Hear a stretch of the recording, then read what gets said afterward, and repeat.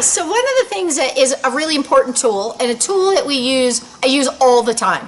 A lot of people are familiar with targeting, if you're in the positive reinforcement realm of things. It's what we do with the marine mammals, and it's basically a target is just a handheld something or other to guide them and be able to shape behavior, to give clarity and find something worth clicking.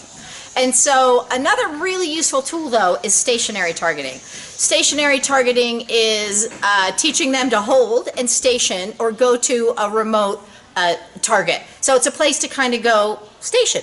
And it's really useful. Again, it's something we use a lot with marine mammals, but I find it's really valuable for the horses. So it can be, I use it in trailers, I use it in paddocks, I use it for separations, I use it for in their stalls, I'll use it all sorts of places. So it's a way, like with a trailer, you can send them, say, target, and they go march up into and onto their target, and then they hold.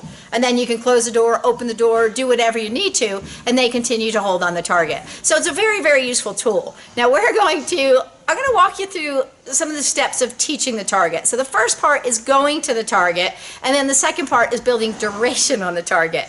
So you can kind of go either way with him, but I'm going to tell you, it's much easier to raise criteria on a behavior when they love the behavior. So if they love the target, it's easier to get more duration. If they don't really have clarity with what the target is or what the behavior is, then a lot of times it makes it more challenging to get duration and have them holding on the target. So we're going to start with a horse named Basti. And Basti has, Sebastion is his name, and he's on stall rest, and he's been on stall rest. He had a very, very serious impalement, and he's getting better, but it has been months and months and months of stall rest with a horse with loads and loads and loads of personality. So he's kind of new to the training, but I think this is good because you're going to see a horse with lots of personality and lots of energy and trying to help him to kind of focus and find his way. So he's going to be the early stages, and then we're going to move on, and I'll show you a little bit more your next stages. So let's go take a look at Basti.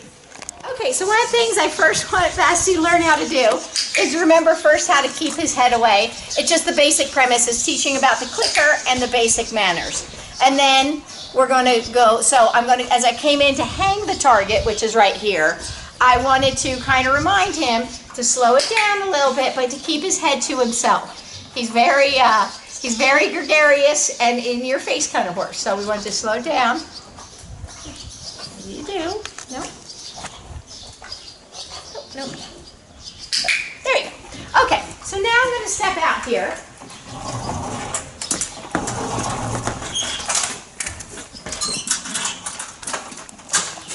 Okay, so what we're going to do from the outside here, since he has a whole lot of personality, there are times when you're going to prefer to do protected contact, where you're working outside of being in with the horse. He has a lot of horse right now. So working in protected contact gives him a chance to figure things out in a little bit more settled way. So I'm going to point to this right here. Basti, can you? Good. And then, as soon as he touched it, I reinforce him. Target. Good boy. Good. Target. So he has to have a chance to think about it. Hey, Basti, can you target? Good boy. There you go. There you go. Basti, can you target? Good boy. And come over here with me. This way. Come here. Come here, Basti. Over here. Good.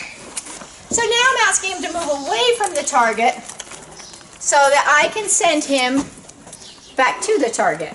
So we start to get him thinking of it when we're right by it. It's not really getting him to think about, hey, Basti, can you target? In here. In here. Basti. Can you get your little hand? Can you come in here? Attaboy. And I like that he just even thought about coming in because he just got a little stuck on the outside. Can you target? Good boy. So in this environment where we have a lot of horse and a lot of personality, it's a way that I can kind of minimize his options. Good. Now he's biting it there. So we want more relaxation. But it's a way that I can minimize his options a little bit. So it helps him to make the right decision. Okay. It helps him to make the right decision. Target. Good. So what I did there, you could see for that moment, he was biting at the target. I ignored that part and waited till target. Good. Where he has his mouth a little more shut and is feeling less like he's getting the target. So that's again just there he's trying to bite it. He just target. He targets softly. Good. Very good. So it's catching those moments when he does it soft. So he's trying to experiment and thinking, well, if this is good, would this be better?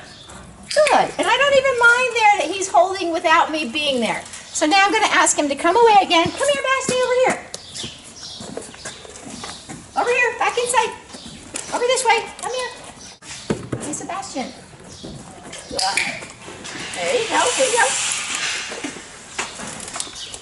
Okay. Sebastion, can you target? What's this? Good boy. Inside. Attaboy. Can you target? Can you touch your target? Good. That's a little bit of extra, but that's okay. That's a start. And again, this is the first time he's seen this target. Too much. Good. So when he gives me too much, I just say that's not what we're going to do, and I wait it out until he quiets down a little bit. And this is one of the things that's nice about being outside of his. When he is a horse who's been on turnout or been not turned out for a while, it is, can you target? Can you target? Good. So that's second. I'm trying to catch it there. But since he's been target, good. Very good. And we'll leave it there for now. And I'll give him a jackpot for that. Okay, so there we have, with a horse who is stuck on stall rest and a horse who typically has a lot of personality and a lot of energy. This is really challenging. This is a challenging situation for him. So he hasn't been really doing the training. That really kind of hasn't been where he has gone. So it's new for him. So working on the relaxation is always a really fundamental, important part of it. But sometimes you just kind of get in and you need to get pieces done. And that's a little bit what we did here. And I use this target. This is a great thing to use as a stationary target. If I were leaving this in there with him, I would not leave the bungee cord, because you can see how he wants to play with it. It makes it a toy, and that can be dangerous. So I would use cable ties or zip ties, and so I'd fasten it hard to his stall so it couldn't play and it didn't have any give, which makes it a lot less of a play toy. And so in that situation, this is the first time he's seen that target, and you can see he's getting the idea of going to the target. So it's still very, very new, but it was an easy way to point out the target without being right in there with the guy who's a little too full of himself, doesn't really have the manners down very well. And so it was a really safe way to do it from outside of his stall. But you can also do it by putting him in the back of the stall. And we're going to go take a look at that next. Okay, so this is Murray. Murray now does know targeting quite well. He knows the training quite well. He has a stationary target in his stall that he's learned to go to, but he's not learned to hold on yet. So he's just learned to really go to the stationary target. But he has the elements of the training so solid, it's much easier to build up his... It's easy to build a behavior with him because he already knows pieces. He loves playing the game. He's busy going, ooh, there's an answer in here somewhere. So it makes him a really good and easy student. Basti is one of your more challenging students. So let's take a look at Murray and where we are with him. Okay, so just as a part of the training, I have a tendency to start each session with just a little bit of quiet stillness. So we're standing together, so everything doesn't mean do, do, do. Okay, so his stationary target, so now that we kind of got established that we're a little slower and slowing things down, his stationary target is in the corner. And so what I want him to do is we want to build some duration. So I'm going to choke right out and say target. Good. And so you can see where he kind of looks at me and then he went back and went to his target. And that's what I want to see him do. Target.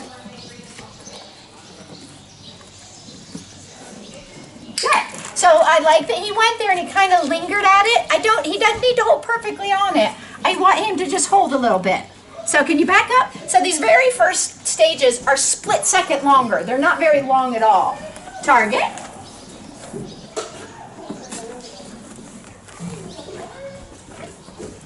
Good. So even though he came out, I'm choking up to be close, so it makes it easier for him to get back to it. so that he can get the right answer without too much ado. So can you target? Good. And see, that was actually perfect. He's not touching it exactly, but he's staying in that general area, and you see he quieted down and focused with that, and I quite like that part. Can you target? Good. And that was really good. So he makes an easy student because he already gets the idea, don't you? So it helps because he does get it. He's thinking there is an answer in here somewhere. So can we back up a little bit? Good. Thank you. And I like that he backed up. And again, this is a new behavior or a new criteria for an older behavior. So I want good. So I'm making it very, very reinforcing so that this is something he loves to do. So I'm utilizing food to increase his reinforcement history. So he's thinking, I love my target. Okay, back up again. Good boy. Thank you. Good boy. And target.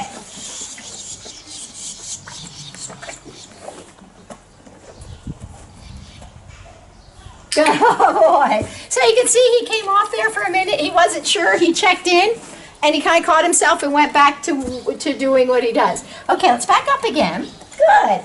Okay, can you target?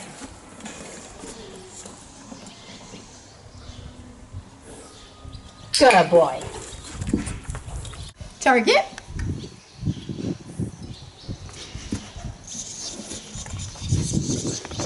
Come back over here. Target. Target. Good. So you can see he gets a little unsure of himself. So as he started coming back off and coming back off, that's him saying, I'm not sure, and I like that. Even though I didn't send it, I get very picky quickly, and I don't want him to go if I didn't send him. But at this point, I like that he kind of was thinking, I think I get it. But I want him to, so when he gets unsure of himself, he kind of starts coming back to me. Target. So I had to go back a little closer. Good boy. And we're going to end that right there. And what I also find is, as I'm talking to the camera, he sees that as more activity. So in this early stage, I want to quiet things down so he thinks there's nothing else going on. But eventually, I want to be able to move and do and be all active and him just stay on the target regardless of what's going on in his world. One more time, target. Good. All right, we definitely will end on that one. Come on, babe. So now we have Minty. Minty knows the target. He's solid at the target. He knows the target any place, anywhere. So he's kind of going to be your finished example of what we're going to look like. So as I come up to Minty's stall, I can say, hey, Minty, can you target?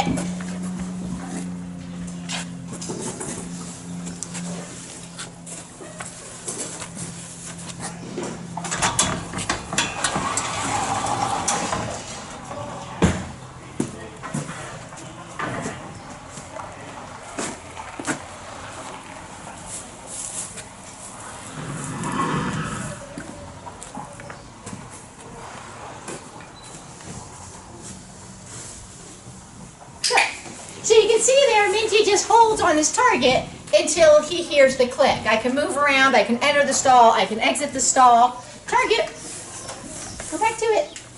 So I can enter the stall, exit the stall, put food in his bucket, put a blanket on, lift up his feet, move around, jump around, and he'll just continue to hold on his target. So I think it's a really important and a really useful tool that we can use for helping horses to station. In all sorts of situations. Like I said, he also knows this he knows how to do this in the target. Yep. He knows how to do this in the trailer. He knows how to do this in a paddock. He knows how to do this any place, anywhere, anytime. So it's a really solid behavior and one that he chooses and one he likes. Or one that has been taught. You know, we built a reinforcement history, so now he thinks it's one of the greatest things ever. And if you notice, I don't care if he doesn't have to keep his head on the target. I want him to generally stay in that direction. So as long as his feet stay in one place, I'm good. Okay, so one of the things, you've seen a horse who's in the very early stages of learning how to do it. Who just saw that target today for the first time. So helping that horse, and he's stall bound right now because of his injury. So helping him to focus and get on the target. You saw the very early stages. you saw Murray, who is newer to holding on the target, and he's not as good as actually going to it from his door yet. Did I say Murray? Murray. But anyway, you see that, and it's still newish for him. So you kind of see the intermediate stage. But you have, at this point, you have a horse who knows the positive reinforcement and general targeting, when Basti's all new to all of it. And then you see Minty, who knows it very well. You know, he can hold for minutes. You know, he'll just stay and hold there, and he's quite content with that. And that he has years and years of training with the target. But in a way, I want to tell a story. When I was working with the dolphins, and we had the dolphin lagoon, and we had these catwalks where we'd make up the food and do things during our day. And so these floating catwalks in the lagoon. And at first we had one pelican there, and that was fine, and people were wanting to feed the pelican, and that was okay with me, and so it became kind of our mascot. Well, pretty soon it multiplied and multiplied and multiplied, till one day I counted 24 pelicans. And you know, they stand really tall in their beaks, and they're smacking at the fish, and you know, it's like, we have to stop this. This isn't safe. So I said, this is what we're going to do. There's a hill a little bit further away. I said, we're going to start throwing fish over on the hill. So what we did is we'd randomly throw the fish over it, and all the little pelicans would go scramble over to the hill. And then they all learned within a day. They were all waiting on the hill, just watching our every move, all 24 pelicans. So basically, we taught them to station. We taught them to go to a big giant hill of a target. So in a very rudimentary way, we created a good reinforcement history with that hill and said the food will come to that hill. So you can do these in kind of rudimentary ways too, where you can have a feed tub under the target. It's easy to toss food in that general direction, which will, without too much sophisticated training, can really build up them thinking, I'm going to wait here, I'm going to station here, this is where the food happens. So you can do it from very simply to really kind of complex, depending on what your situation is or what you need to do. But in the meantime, you're also creating better emotions about the separations or the holding or the staying. And so it's all really important. It can become one of their favorite things, and it's a really important behavior to have for safety. Having 4 horses together and trying to get one out, that can be a mess. But if you have some targeting and stationing, it could be much simpler. I'm Shawna Karrasch, and if you want to learn more, you can go to on-target-training.com or to terranovatrainingcenter.com. So there you go. That's it. Bye.